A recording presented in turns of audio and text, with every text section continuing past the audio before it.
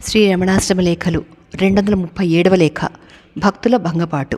ఇది ఏప్రిల్ 12, 1949న సూర్యనాగమ్మ గారు వారి అన్నగారికి వ్రాసిన లేఖ. వటవృక్ష విషయం భగవాన్ సెలవిచ్చిందంతా రాసి ఆ ప్రదేశం కనిపెట్టాలని వెళ్ళిన భక్తుల భంగపాటు వివరంగా వినాలి అన్న కుతూహలంతో భగవాన్ ఆజ్ఞానుసారం ఆ సమూహంలో ఎవరిని అడుగుదామా అని యోచిస్తుంటే ఈ ఉదయం తలవని తలంపుగా కుంజస్వామి మన ఇంటికి వచ్చారు. భగవాన్ సన్నిధిలో జరిగిందంతా చెప్పి ఆ తమాషా ఏమో మిమ్మల్ని అడిగి తెలుసుకోమని భగవాన్ సెలవిచ్చారు, వివరించవలసింది అన్నాను.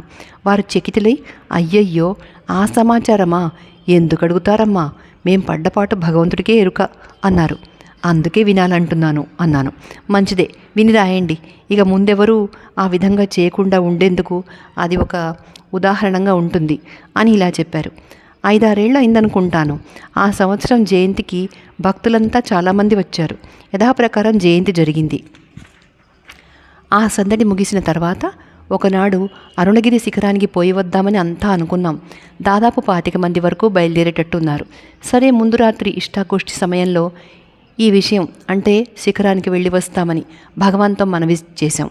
భగవాన్ ప్రయాణ సౌకర్యాలని చెబుతూ ఆ ప్రసంగవశంగా అరుణగిరి యోగి నివసించే వటవృక్షాన్ని గురించి, తాము ఆ ప్రక్కగా పోతూ ఉంటే జుంటికలు కుట్టిన విషయాన్ని గురించి మొన్న మీకు చెప్పినట్లే మా అందరి ఎదుట చెప్పారు. అది విన్న తర్వాత నాకు, మునగాల వెంకట్రామయ్య గారికి ఆ స్థలం చూడాలన్న కుతూహలం కలిగింది. కానీ భగవాన్తో చెప్పలేదు. పలాకొత్తుకు వచ్చిన తర్వాత నేను, వెంకట్రామయ్య గారు కలిసి బయలుదేరి మురగనారు, కళ్యాణ సుందరం అయ్యర్, థామస్ అనే దొర, వారి స్నేహితుడు, ఒక జమీందారి యువకుడు, ఇంకా ఎందరో నూతనులు 2 వాళ్ళను కలుసుకుని ఇందుకు అనుకూలంగా కూడబలుక్కొని మిగతా వారెవరికి మా ప్లాన్ చెప్పక కావలసిన సామానంతా తీసుకుని అందరితో పాటు బయలుదేరాం. తెల్లవారేసరికి టౌన్ వైపున్న మెట్ల ప్రక్కకు చేరాం. మా జట్టు 8 మంది మాత్రం క్రిందనే నిలిచి, మీరంతా ముందు నడవండి, ఇంకా 1-2 రావాలి, వారు వచ్చిన తర్వాత మేము మీలో కలుసుకుంటాం అని మాయమాటలు చెప్పి వారందరినీ ముందు పంపి మేము ఒక్కొక్కరం చల్లగా జారుకుని పచ్చయమ్మ కోవెల వైపు నుండి అడ్డదోవున పైకి ఎక్కడానికి ఆరంభించాం. మాతో ఉన్న జమీందారీ యువకుడు ఆ వటవృక్ష దృశ్యం ఫోటో తీసి భగవాన్కు చూపుదాం అన్న కుతూహలంతో కెమెరా మెడలో కట్టుకున్నాడు. ఎక్కి ఎక్కి చూస్తాం, ఎక్కడా వటవృక్షం కనిపించదు. పోనీ శిఖరానికైనా చేరుదామంటే అది గోచరించదు. కింద మీద తెలియక అక్కడే చుట్టి చుట్టి తిరుగుతూ అలసిపోయి ఒకచోట చిక్కుకున్నాం. క్రింద చూస్తే అగాధమైన లోయ, కూర్చునేందుకు సమప్రదేశం లేదు, ఆనుకుందామంటే ఆధారం లేదు, పైన ఎండ. 12 గంటలైంది. ఆ సందర్భంలో వెంకట్రామయ్య గారికి గుండెదడ వచ్చి గడ్డిలో వాలారు. వారిని పడిపోకుండా 2 పట్టుకోవాల్సి వచ్చింది. మురగనారు అసలే కనిపించరు. ఏమా ఈశ్వరా అని వెతికితే వెనక పక్కన నడవలేక పాకుతూ వస్తున్నారు. అందరి ప్రాణాలు అరచేతికి వచ్చాయి. ఒకరితో ఒకరికి మాట లేదు, మంతన లేదు. నాకప్పుడు ఈ పని భగవాన్తో చెప్పకుండా నేరుగా చేశానే, ఇందరినీ పిలుచుకుని వచ్చానే, వీరికి ఏదైనా అపాయం కలిగితే భగవాన్ సన్నిధికి ఎలా పోగలను అన్న ఆదుర్దా కలిగి, సరే అలా ఏదైనా జరిగి నేను జీవించి ఉంటే. ఇలాగే సరాసరి ఉత్తరంగా పోతూ ఆహార పానీయాలు వర్జించి శరీరం విడుద్దాం అని మనసులో తీర్మానించుకుని ఏనాడు కామ్యంగా భగవానుని ప్రార్థించని నేను, భగవానే ఈ అపాయం నుండి వీరందరినీ కాపాడవలసింది అని హృదయపూర్వకంగా ప్రార్థిస్తూ నిలిచాను. ఆ వెంటనే ఎక్కడో కట్టెలు కొట్టే శబ్దం వినిపించింది. ఆ శబ్దం వచ్చిన జాడను అనుసరించి చూస్తే చాలా దూరంలో ఒకడు కట్టెలు కొడుతూ కంటికి గోచరించాడు. పిలిస్తే వినిపించదని మాలో ఒకరు పైబట్ట జెండావలె విసురుతూ వాణ్ణి ఇక్కడికి రమ్మన్నారు. అది చూచి అంతా పిలిచారు. మా గుంపులో 1-2 సూటులో ఉండడం వల్ల ఫారెస్ట్ ఆఫీసర్లు అనుకుని వాడు పరిగెత్తసాగాడు. నేనప్పుడు పెద్ద శబ్దంతో, ఆశ్రమవాసులం రా, డబ్బిస్తాం, భయపడకు, రమ్మని పిలుస్తూ నా కాషాయం చూపాను. వాడప్పుడు నమ్మి మా వద్దకు వచ్చాడు. అప్పటికి మేము వటవృక్షం మాటే మర్చిపోయాం. శిఖరానికో 7 దొనలకో చేర్చరా బాబు అన్నాం. వాడు, శిఖరం చేరడానికి మార్గం లేదు, 7 దొనలు చేరవచ్చును, అందుకు అగాధమైనవి 3 దొనలు అడ్డున్నవి, అవి దాటడం చాలా కష్టం అని చెప్పి ఒకసారి ఒకరి చేయి పట్టుకుని ఎలాగో ఆ 3 వరవలను దాటించి అవతల కూర్చోబెట్టి మళ్ళీ వచ్చి ఇంకొకరిని అందరినీ దాటించి కూర్చోబెట్టేసరికి అందరి ప్రాణాలు త్రాహి అయినాయి. అప్పుడు భగవాన్ కృప వలన మేము ఉన్నంతవరకే రవంత మేఘం తోచి బట్టతడుపు జల్లు మా పైన పడ్డది. ఆ జల్లుతో అందరి ప్రాణాలు తేరుకున్నాయి. అక్కడికి 7 దొనలు తెలిసినాయి. ముందు ఎక్కినవారు మా జాడ తెలియక ఏదో తిని మేము ఏమైపోయినామో అన్న భీతితో, అంటే ఏదో తిని మేము ఏమైపోయామో అన్న భీతితో అటు ఇటు చూస్తూ ఉండగా మా లక్షణం వారికి గోచరించింది. అక్కడి నుండి అరుస్తూ పిలిచారు. మేము బదులు అరిచాం. సరే, ఆ కట్టెలవాడు ఎలాగో మా అందరినీ అక్కడికి చేర్చాడు. చినిగిన బట్టలు, చీరుకొని పోయిన ఒళ్ళు, మా లక్షణం ఎలా ఉండాలో అలా ఉంది. ముందు ఏదో ఆహారం ఇచ్చి తర్వాత విషయం విచారించి తెలుసుకుని మా వద్దనున్న కెమెరా, పెరుగు ఫ్లాస్కు చూసి, ఏమి మాకు లేకుండా పెరుగంతా మీరే తాగారా? పోనీ మీరు కష్టపడ్డ ఆ స్థలమైనా ఫోటో తీశారా అని నవ్వారు. అప్పుడు అవి మా వద్ద ఉన్నట్లు జ్ఞప్తికి వచ్చింది. ఇంతవరకు మా వద్ద ఉన్నవన్న విషయమే మరిచాం. సరే, రవంత విశ్రమించి అంతా దిగి విరూపాక్ష గుహ వద్దకు వచ్చిన తర్వాత ఈ వేషాలతో ఇప్పుడే భగవాన్ సన్నిధికి పోరాదని మా జట్టు మాత్రం అస్తమించే వరకు అక్కడ ఆగి వెనక దిగి వచ్చాం. ఒళ్ళంతా శుభ్రపరుచుకున్న తర్వాత భగవాన్ వద్దకు వెళ్ళవచ్చునని పలాకొత్తుకు వెళ్ళాను నేను. ఆ జమీందారి యువకుడు వెంకట్రామయ్య గారు అలాగే వెళ్ళి దూరంగా నమస్కరించి చక్కా పోతుంటే భగవాన్ గమనించి, అదుగో చూడండి వాళ్ళ వాలకం, ఏదో అపాయం జరిగినట్లుంది అని సమీపవర్తులకు భక్తులతో అంటున్నారు.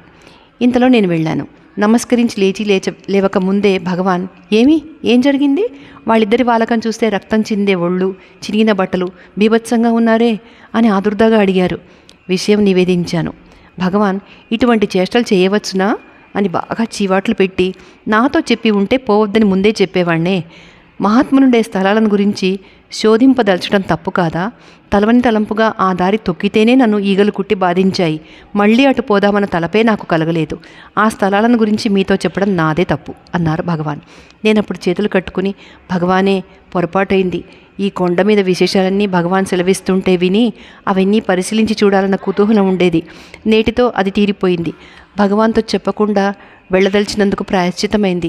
ఇక మీదట ఇటువంటి పని చెయ్యను అని క్షమాపణ చెప్పుకున్నానమ్మా అన్నారు కుంజస్వామి. ఇట్లు సోదరి. 238వ లేఖ. ఆసుర వాసన. ఇది ఏప్రిల్ 13, 1949 వ్రాసిన లేఖ. వారం రోజుల క్రిందట రామయోగి గారు ఇక్కడికి వచ్చారు. వారు ఈ ఉదయం భగవాన్ సన్నిధిలో కూర్చుని, భగవానే, కొందరిప్పుడు మేము జ్ఞానులమైనాం, జీవన్ముక్త స్థితిలో ఉన్నాం అంటూ ఒక్క క్షణం కూడా స్థిమితంగా కూర్చోకుండా తిరుగుతూనే ఉంటారే, వారెలా జీవన్ముక్తులు అవుతారబ్బా అన్నారు. దానికేమి, నారదాదులు జీవన్ముక్తులైన వారే కదా. లోక సంచారం వల్ల ఆ జీవన్ముక్తికి కొదవేమైంది? వారి వారి ఉపాధి యొక్క ప్రారబ్ధానుసారం జరిగేది జరుగుతుంది, జరగనిది జరగదు అని సెలవిచ్చారు భగవాన్. అది కాదు భగవాన్, నారదాదులు జీవన్ముక్తులైన తర్వాత లోక కళ్యాణార్థం సంకీర్తన పరులై సంచరించారు. వీరలా కాదే, రాగద్వేషాలతో కూడిన లౌకిక వ్యవహారాల్లో సదా సంచరిస్తూనే మేము జ్ఞానులం, జీవన్ముక్తులం అంటే ఎలా పొసగుతుంది అన్నారా భక్తులు. అదా మీరు అడిగేది? సరి, దాన్నే ఆసురవాసన అంటారు. ఆ ఆసురవాసనను గురించి వాసుదేవ మననంలో తమాషాగా రాశారు. విందురుగాని ఉండండి అని. ఏమోయ్ వెంకటరత్నం, వాసుదేవ మననం తీసుకునిరా అన్నారు భగవాన్. అతను ఆ పుస్తకం తెచ్చాడు. భగవాన్ ఆసురవాసన ప్రకరణం తీసి చూపి చదవమంటూ, ఇదిగో చూడు, నవ్వకుండా చదవాలి తెలిసినా, అంటూ నీలో నువ్వు గొణుక్కోకుండా పెద్దగా చదవాలి. అదుగో అప్పుడే నవ్వుతున్నావు, నవ్వకుండా చదువు అని హెచ్చరించారు. అతను ఎలాగో నవ్వు ఆపుకుని చదవడం ఆరంభించాడు. విషయ సారాంశం రాస్తాను ఇక్కడ. సాధకుడైన వాడికి ఆసురవాసన సంబంధమైన ప్రతిబంధకం ముందు తనలో లేనట్లు తోచినప్పటికీ ఒకానొక సమయంలో ఇతరుల ఆధారాలు చూచి కానీ తనకు తాను అపేక్షించడం వల్ల కానీ ఆ ప్రతిబంధకం ప్రకటమవుతుంది. ఏ విధంగా అంటే, ఓరి భ్రష్టుడా, ఇలాగా ఆచారాలు చేయడం భ్రష్టుడవైపోయావు, సందేహం లేదు. నీకు ఈ ఆచారాలు చెప్పిన గురువెవరో వాడు భ్రష్టుడే. రేపటి నుండి నువ్వు మా సన్నిధికి రావద్దు, పో. ఓరి, మాకు నమస్కరించి బతికిపోరా, గురుపాద తీర్థం పుచ్చుకుని బతికిపో. మాకు సేవ చేయడం కన్నా వేరే వేదాంత విచారం ఏముంది? మమ్ము పూజిస్తే సకలాభీష్టములు సిద్ధిస్తవి. మమ్ము వినా వేరెవరికి సేవ చేయకు. ఓరి, మా వారికి ఎవరికైనా నీకున్నదంతా ఇవ్వకుంటే నీవు మా వద్దకు రావద్దు. ఇదిగో, ఒకడు మమ్ము లక్ష్యపెట్టక లేవలేదు, వాడి ఆయుష్ అంత మటుకు సరి అన్నాం, భస్మం అయిపోయాడు. ఇంకొకడు ఇదే విధంగా ఐశ్వర్యం పోగొట్టుకున్నాడు. ఇంకొకడు మా వద్ద మంత్రోపదేశమై తర్వాత మమ్ము గణింపక భస్మమైనాడు. మా మహిమ మా వంటి వారికే గాని ఇతరులకేం తెలుస్తుంది మేం భూత భవిష్యత్ వర్తమాన కాలాదులన్నీ తెలిసిన వారం. త్రికాలముల యందు మేము లోకాన్ని రక్షిస్తున్నాము. చాలా ధనం సంపాదించి అదంతా దానం చేసి వేశాం. ఎవరెవరి మనసులలో ఏ ఏ కోరికలున్నవో అవన్నీ మాకు ఎదురుగా వచ్చి నిలుస్తాయి. ఇదిగో వాడికి ఆ ఆపద రాగలదు, ఇదిగో వీడికి ఈ సంపద వచ్చి తీరుతుంది, ఇవన్నీ మాకు గోచరింపగలవు. నేను సిద్ధుణ్ణి, భోగిని, ఈశ్వరుణ్ణి, నాకంటే అధికులెవరున్నారు? అంతా నన్నే సేవించాలి. నా వల్లనే వారి వారి అభీష్టాలు నెరవేర్చుకోవాలి. అలా చేయకుంటే పాపకుప్పల్లో పడిపోతారు, గురుద్రోహం చేసిన వారు అవుతారు, జాగ్రత్త అంటూ ఇంకా ఇదే భావంతో ఎంతో రాసి ఆ ప్రకరణం చివర ఈ ప్రతిబంధం అనర్థహేతు కనుక మోక్షాసక్తులైన వారు తగు రీతిగా విచారించి తెలుసుకొని దాన్ని పరిత్యజించాలని, ఈ ప్రతిబంధం ఉండగా శ్రవణాదులు ఎవరైనా చేసినప్పటికీ ఈ జన్మలో మోక్షం కలగదని, అయితే ఆ శ్రవణాదులు వ్యర్థమైపోక ఉత్తమలోక ప్రాప్తి కలిగి తద్వారా చిత్తశుద్ధి ఏర్పడి ఆ తర్వాత బ్రహ్మనిష్ఠులై పుట్టి క్రమక్రమంగా శ్రవణాదులు చేసి జ్ఞానం పొందగలరని ఉంది. వెంకటరత్నం ఇదంతా చదివి ముగించిన తర్వాత భగవాన్ నవ్వుతూ ప్రశ్నించిన ఆ భక్తులను చూచి, ఏమండి అంతా విన్నారు కదా అన్నారు. విన్నాను. అయితే ఈ ప్రతిబంధం ఉండగా శ్రవణాదులు చేసిన వారికి ఈ జన్మలో మోక్షం రాకున్నా ఈ శ్రవణాదులు వృధా పోక ఉత్తమలోక ప్రాప్తి కలుగుతుందని అన్నారు. సరే, ఆ శ్రవణాదులు చేయక ఈ ప్రతిబంధమే ప్రాధాన్యంగా ఉంచుకుంటేనో అన్నారా భక్తులు.